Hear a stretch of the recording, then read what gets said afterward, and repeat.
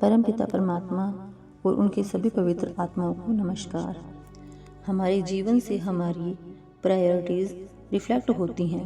हमारे कार्य हमारे शब्दों या हमारी कथनी से अधिक हमें रिफ्लेक्ट करते हैं, क्योंकि हम जो भी करते हैं अपनी प्रायोरिटीज़ के अनुरूप करते हैं। हम कब जागते हैं, क्या खाते हैं, क्या सोचते हैं, क्या करते हैं और किन किन बातों का परहेज करते हैं, सब हमारी प्रायोरिटीज़ पर निर्भर करता है। जिस चीज़ को हम अधिक महत्वपूर्ण और ज़रूरी समझते हैं, स्वाभाविक तौर पर हमारे कार्य उसी के अनुसार ढलने शुरू हो जाते हैं। अगर हम खुद को किसी मौज मस्ती करने वाले समाज के प्रभाव के अधीन कर दें तो हमारा जीवन सहज ही दिखावटी और बनावटी हो जाएगा और साथ ही हमारी प्रायोरिटीज़ इन दिखावटी और बनावटी आवश्यकताओं के अनुसार होती जाएंगी। हम चाहे माने या ना माने या इस पर विचार तक भी न करें, किंतु अपने कार्यों के द्वारा क्या हम यह नहीं दर्शाते कि भौतिक दौलत को पाना अथवा उसकी देखभाल करना ही हमारे जीवन की एकमात्र कामना है? क्या हम कभी कभी यह नहीं सोचते हैं कि अगर हमें अमुक कार मिल जाए, कंप्यूटर मिल जाए, नौकरी या मकान मिल जाए तो हम हमेशा के लिए सुखी हो जाएंगे और हमारा जीवन संपूर्ण हो जाएगा।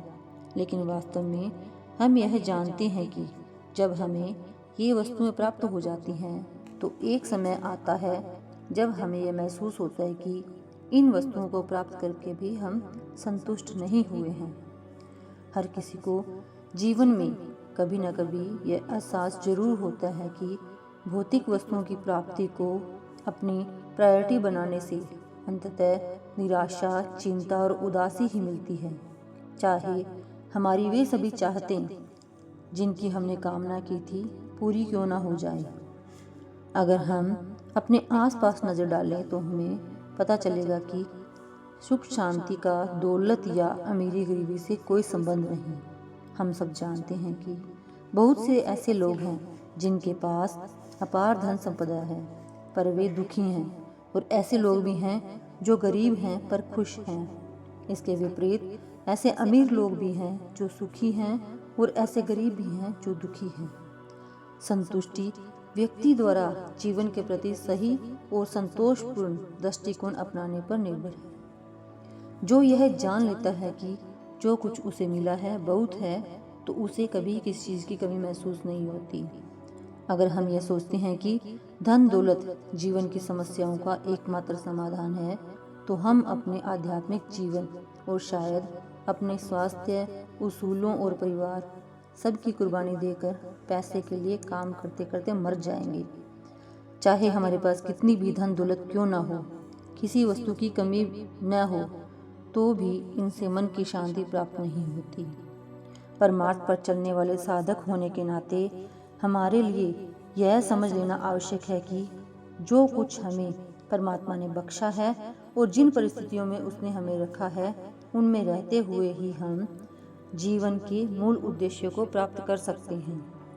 दूसरे शब्दों में हमारे साधन और हमारे हालात जीवन के मूल उद्देश्य की प्राप्ति के लिए उपयुक्त हैं। असल समझदार व्यक्ति वही है जो परमात्मा की रजा में सदा रहकर संतुष्ट रहता है। इस प्रकार वह इच्छा रहित होकर सदा खुश और शांत रहता है।